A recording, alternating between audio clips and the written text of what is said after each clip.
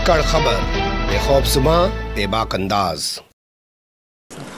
मैं एक आपत्ति दर्ज कराना चाहती हूँ,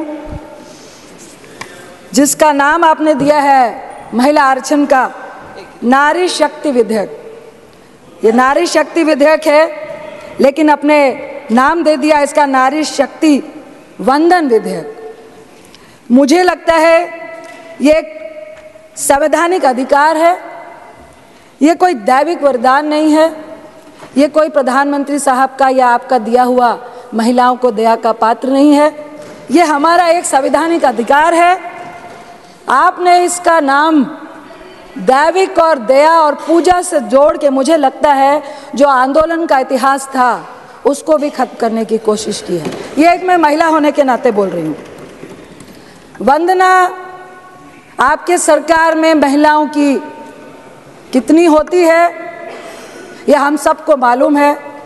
वंदना हम महिलाओं की, सत्ता पक्ष हो या विपक्ष में हो, जितनी भी पुरुष मानसिकता है, महिलाओं की वंदना इतिहास गवाह है कि जब जब आपको शक्ति की ज़रूरत होती है, जब जब आपको सत्ता पाने की ज़रूरत होती है, जब जब आप विजय की आशा रखते हैं, तब आप एक महिला को देवी बनाकर उसकी पूजा करने लगते हैं, वंदना करने लगते हैं। लेकिन अंदर में एक पुरुष की जीत और उसकी वंदना होती है। आपकी वंदना हमने जंतर मंतर में बैठी उन महिलाओं के रूप में देखी। आपकी वंदना, आपका महिलाओं का सम्मान जब मणिपुर पे हमारी महिलाएं निवस्त्र हो रही थी, हमने तब देखी। आपकी वंदना और आपकी पूजा और सम्मान जब एक रेपिस्ट को बचाने के लिए, जब आप सत्ता पक्ष वालों को यह मालूम चलता है कि वोट की राजनीति में ज़रूरत है, तो मैं रिक्वेस्ट करती हूँ, हमें अधिकार चाहिए। दया का पात्र ना महिला कभी थी ना होगी। ये हमारी करुणा है, हमारी ममता है कि हम आपको, अपने आप को आपके सामने दया का पात्र बनने देते हैं, क्योंकि हमारे में इतनी करुणा है। हम आज इस नए सदन में बैठे हुए हैं, मैं प्रशंसा करती हूँ, बहुत अच्छा है, लविश है। लेकिन एक बात जरूर कहूँगी, जो पुराना सदन है वो घड़े का पानी है और ये जो नया है रेफ्रिजरेटर का पानी है।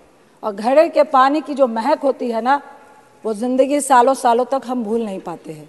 बस इतना फ़र्क है, ये आपको भी सोचना पड़ेगा कि आखिर ये फ़र्क इस पुराने बिल्डिंग और नए बिल्डिंग में क्यों है। मैं ज़रूर बोलूँगी कि आप महिलाओं के अधिकार की बात कर रहे हैं। मेघवाल साहब को मैं लोकसभा में कल सुन रही थी टीवी में बैठकर, आप बड़ी बड़ी वंदना और नारी शक्ति की बात कर रहे थे, लेकिन आपकी नारी शक्ति के लिए इतनी बड़ी प्रेरणा है सभापति जी कि जब इस नई बिल्डिंग का उद्घाटन हुआ तो हमारी महिला राष्ट्रपति आदरणीय मुर्मू जी को उद्घाटन तक में नहीं बुलाया गया। यह है आपकी नारी वंदना। इसके साथ ही मैं एक कविता का अंश पढ़ के अपनी बात को खत्म करना चाहूंगी। नारी के ऊपर एक कविता है। उतारो मुझे जिस क्षेत्र में सर्वश्रेष्ठ कर दिखाऊंगी, औरों से अलग दिखने में कुछ अलग करके ही जाऊंगी। चाह नहीं है एक अलग नाम की, इसी को महान बनाऊंगी। नारी हूं मैं इस युग की, नारी की अलग पहचान बनाऊंगी। जो सदियों से देखा तुमने लिपटी साड़ी में कोमल तन को, घर घर में रहती थी वो, पर जान न सके थे उसके मन को। झुकी हुई सी नजरें थी, वाणी मध्यम मधुर सी थी, फिर भी तानों की आवाज प्रबल थी। हिम्मत ना थी उफ करने की, अब बदल गई है ये पहचान। अब बदल गई है ये पहचान। नारी की ना साड़ी परिभाषा, वाणी अभी भी मध्यम मधुर सी, पर कुछ कर गुजरने की है प्रबल सी आशा, चाहे जो भी मैं बन जाऊं गर्व से नारी ही कहलाऊं। मुझे गर्व है कि आज सभापति की चेयर में हमारी ओलंपियन पीटी उषा जी बैठी हैं। मेरा बचपन का सपना था, जब मैं पूजा में जाती थी और गॉड से विश करती थी, मुझे राजनीतिक व्यक्ति नहीं बनना था कि मुझे पीटी उषा जी की तरह गोल्ड मेडल लेना है।